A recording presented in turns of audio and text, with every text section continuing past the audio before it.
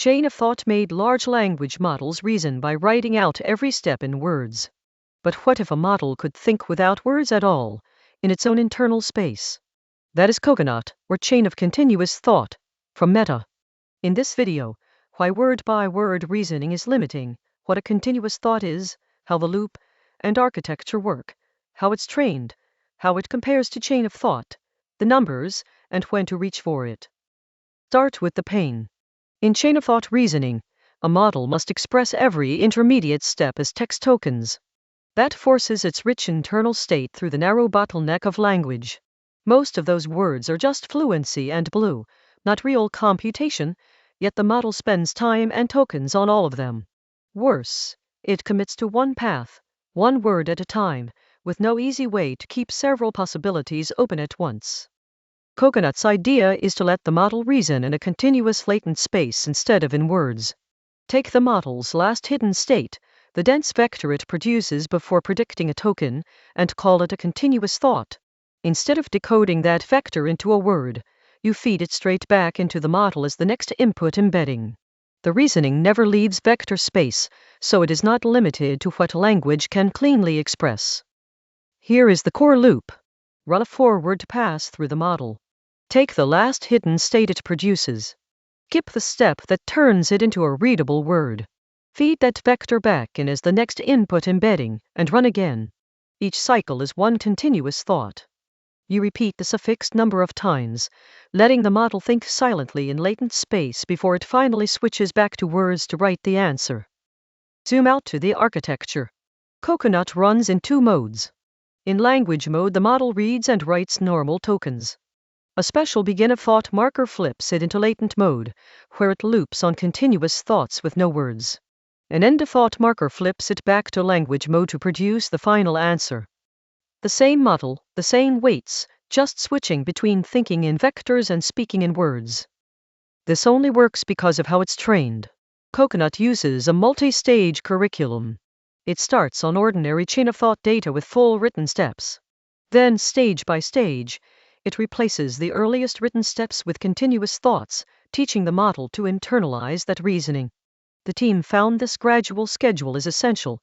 Training directly on the final latent objective, with no curriculum, simply did not work. So how does this compare to plain chain of thought? Chain of thought reasons in words, so it is fully readable and easy to inspect, but it is verbose and locks onto a single path token by token. Coconut reasons in vectors, so it is compact and can hold several candidate steps in superposition, exploring more like a breadth-first search. The cost is that its thoughts are not human-readable, which makes them harder to audit. The headline result is planning.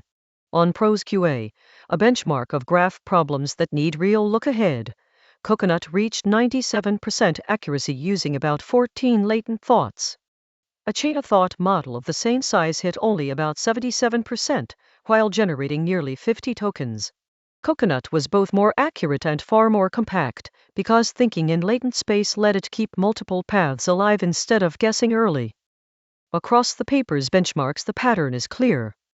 On the logical task ProntoQA, Coconut matched chain of thought at around 99% using about 9 latent thoughts, versus over 90 text tokens. On ProsQA, it clearly won. On grade school math, GSM 8K, it trailed a strong chain of thought baseline in accuracy but used far fewer vectors. Latent reasoning shines on planning and search, explicit words still help on arithmetic. Where does this matter?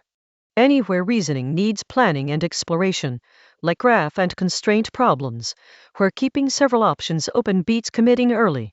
It points toward faster inference, since silent latent thinking can replace long visible chains and save tokens. And it opens a research direction, reasoning that is not trapped in human language at all, which may capture computation that words cannot express well. In code, the change is small but deep. Normally, you take a hidden state, project it to logits, and pick a token to feedback. In latent mode, you skip that. You take the last hidden state directly and use it as the next input embedding, looping for a set number of continuous thoughts. Only after the loop do you switch back and let the model decode real words for the answer. When should you reach for this? Consider it for tasks heavy on planning, search, or backtracking, when you want compact reasoning and can afford custom training. Think twice when you need transparent, auditable reasoning, since latent thoughts cannot be read, or on pure arithmetic where written chains still lead. And remember, Coconut is a training method, not a prompt trick. You need to train the model, not just call an API. Quick recap. Chain of thought forces reasoning through words, one path at a time. Coconut feeds the model's last hidden state back as its next input, so it reasons in a continuous latent space. It flips between language and latent modes, is trained with a staged curriculum, and can hold several paths at once. It shines on planning tasks with far fewer tokens, at the cost of readability.